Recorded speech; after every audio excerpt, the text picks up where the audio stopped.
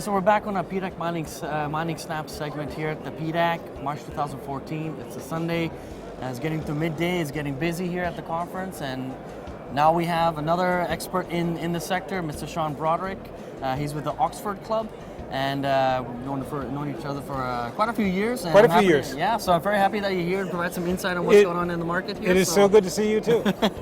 So, first of all, I mean, when we met, you were with Weiss Research, and you did a newsletter there that was focused on small caps Yes. as well. But now you've moved on to Oxford Club. You have two brand new newsletters that I'm very interested to hear about. Please tell us about it. Sure. One is called Gold and Resource Trader. That's a weekly newsletter, sometimes multiple times a week, and that really is more of a trading recommendation service. You know, we're in, we're out, we book gains. In fact, we just booked 3 rounds of gains just last week, you know? Excellent. So, yeah, well, just because we saw gold was topping out, it was time to grab some gains. We aren't out of all our gold positions, we just took some, and we'll buy back again, of course. The other one is a monthly newsletter, so that's more long-term, you know, people taking the long-term look at things. That's called Oxford Resource Explorer, and that's focused not only on like precious metals, but energy and like stuff like that. So that's more of the big picture commodity thing, and I have a partner working with me on that, and so that's really good. And I just put out a gold report, so let's mention the gold report, Exactly. right? And so you can find out about all of that stuff at oxfordclub.com.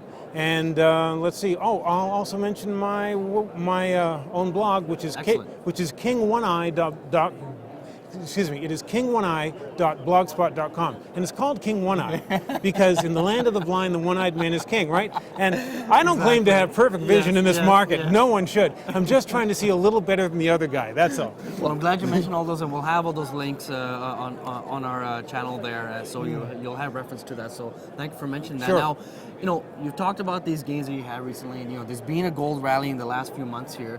You know, with the double bottom in July and December, and just want to talk about one thing you referenced in before was the 3 global forces for gold to go on the upside. Can you just talk about those 3 global forces? Well, there's actually more than 3, but just to speak about 3 big ones. One is the tremendous demand we're seeing out of China. It's really breaking all sorts of records. They had a huge record last year. They seem to be buying in January.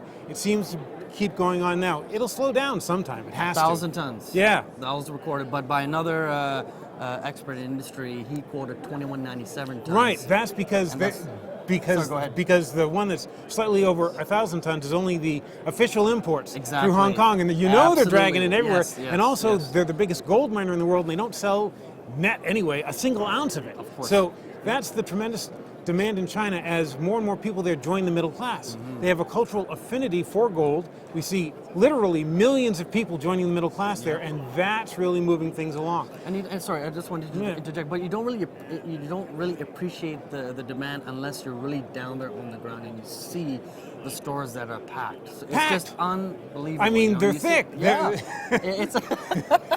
It's they have a phrase in China called the damas, which means the big mamas, and like they're the older middle-aged women who have all the money, and they go in and they're buying for their son and their daughter and their niece and nephew, and they're just buying it all. And so they are stacked out that deep, and so that's one force. That's one force. The other one would be the like ETFs that are backed by bullion. Now, last year they sold more than 800 metric tons of like gold in the market, just this insane amount. This year, we've actually seen them start to buy again. Not a lot, but it doesn't have to be a lot. If they just change to buy 150 metric tons this year, that'll be a change of over 1,000 metric tons in the market because they were selling so much and now they're buying. Of course, and I think like the Spider ETF, we just saw an increase over the last month here. I mean, it wasn't huge, but we still saw some inflows into that ETF. So you know, you're seeing some positive signs. So that's the second force. Okay. Exactly, and we could get into a whole other thing on why that's not the best way to buy gold as a trader, but that's another story that we'll get into another time. Okay. So then we have those 2 things. We have China. We have the ETFs, but also India. India has clamped down on like gold imports rather severely, and the word is that it's really hurt the Indian gold market itself, those people who actually traffic in gold. So those laws will change sometime this year. When that change happens, you'll see a lot of repressed gold buying. Now, sure, they smuggle a lot in and stuff like that, and a lot of that way. Very creative ways. Yes. In fact, I mean, I think that I just read something over the last week that because of all the restrictions and smuggling is so rampant, there's people trying to wear their bangles, their necklaces, trying to hide them or put in the shoe, but they even going to the point where with Indian migrant workers who have spent over 6 months abroad, there is actually an allowable limit for them to bring gold back. So they get hundreds of these migrant workers, and they just bring it back legally. They pay the 10% tax, but still, they're bringing a lot of gold through that way legally. But what we're seeing now is a lot of the work that was done in India shifting to other markets, Dubai, Singapore, and stuff like that. And so India is no dummy. It's not run by dummies. They can see that happening. They have to stop that from happening. Right. And that's probably why we'll see those laws change, the repressed buying, because not everyone's buying illegal gold, come back into the market. And I think that's another positive force for gold this year. Excellent. Well, apart from that, you talk about some investment vehicles to invest in, or what investors should look at, and some of the things that you've talked about are in reference to the GDX and GDXJ, which is the VanEck Gold Miners ETF, junior and across the board the New York Stock Exchange. So why would an investor look at that as opposed to individual equities? Well, it all depends on your individual appetite for risk, right? Yeah. Because holding an individual miner really, if it works out, that is the ticket to the big payday. Right. But if you don't have the appetite for that stomach of risk, because things can go wrong, and in fact, I've been talking today to some very good companies running by very smart people where things have gone wrong this year. Yeah. And when things go wrong for a junior miner, that can be tough. But you can really mitigate your risk and just enjoy the general trend. Maybe not the big rise, but the general trend by buying something like the GDXJ.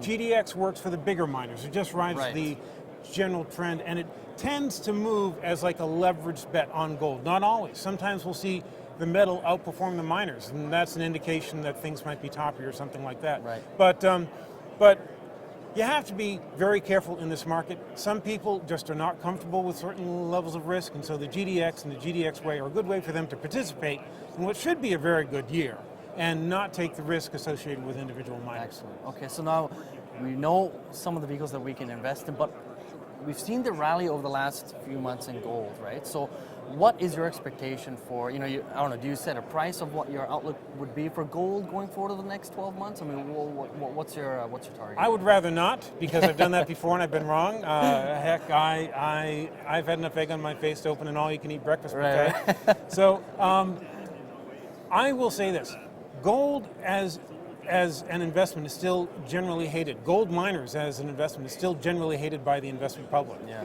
And so the best of them are ridiculously undervalued. They really are. So if we see things improve this year, as I believe they will, then we'll start to see some price appreciation come into these companies, not only making up what they have, but all the stuff that they lost in the last couple of years. I mean, we'll just see it come back as once, as the big money, that big money that you can get in front of makes its big picks and it moves into things. You can see that change start to happen, where these stocks start to move up at the end of the day, the last 15 minutes, they suddenly bump up day after day after day. That's the big money moving in. You want to get in ahead of that. You want to pick the best companies. Now, depending on your appetite for risk, you can go for miners, you can go for developers, you can go for explorers. Each one, ramps up the risk, but ramps up the payday, depending on how it goes. Right. And you have to really invest in the companies with the best people that will always tell you that even if something goes wrong, they can still make something of it. I mean,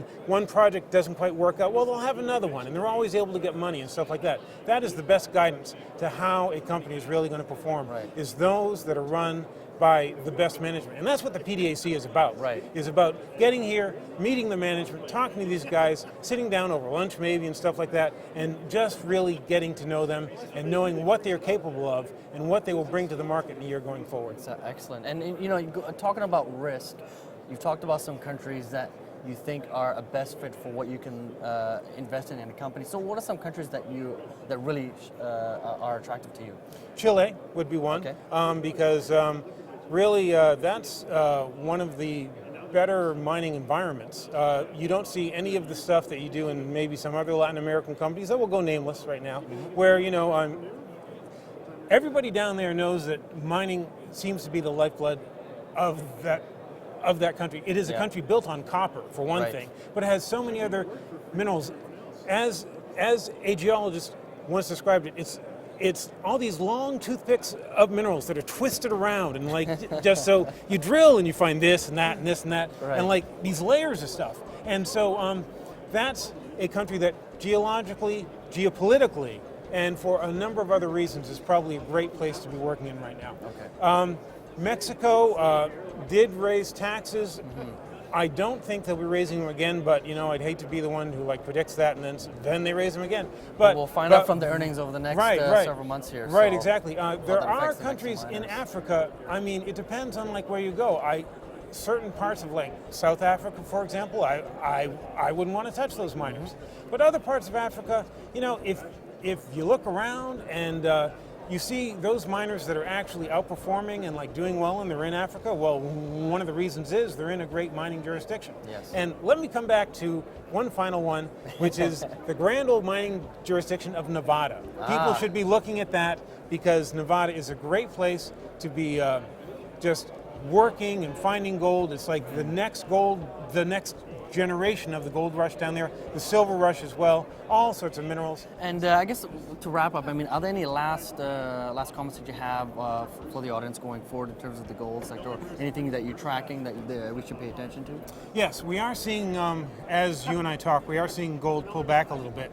I think that this is people anticipating seasonally. Gold usually sells off around this time of year. However, those forces that we spoke about, along with some other ones that we never really got to, may really provide some support to gold. And it seems the Chinese come in and buy anytime there's a serious dip.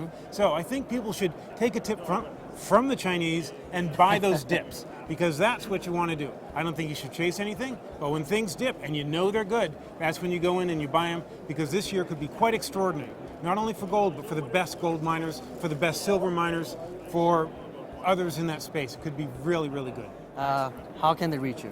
Well, the best place is at oxfordclub.com, Okay. because that is the company's official website, Okay. and you should check it out. And I tend to write for the Investment U newsletter, and I also write for something called Free Market Cafe. They have me writing all over the place. Perfect. But if you want to drop a note to me to have me add you onto my mailing list, go to king1i.com. Excuse me, king1i.blogspot.com. That's my blog. Say, Sean, add me to your mailing list in like one of the comments there, and I'll make sure that the customer service department gets that and they add you on, and then you can have all my stuff, and then you can listen to me all the time, because this is going to be an exciting year for precious metals. We are seeing some great companies that are really undervalued. Things were beaten into the dirt for 3 years in a row. Yeah. Now's the time when you want to pick them up, because historically we see that when things have been really beaten down like that, and in market after market, studies have shown this, that's when you can see some extraordinary gains, where as a group, they go up 50, 60, 70%, and the high flyers, the outperformers, those can just really ramp up and really have some incredible returns, and I think that's what we could be on the cusp of this time. Excellent. Well, thanks, Sean, for joining us. Thank Good luck you. to everybody, and talk to you soon. See you later.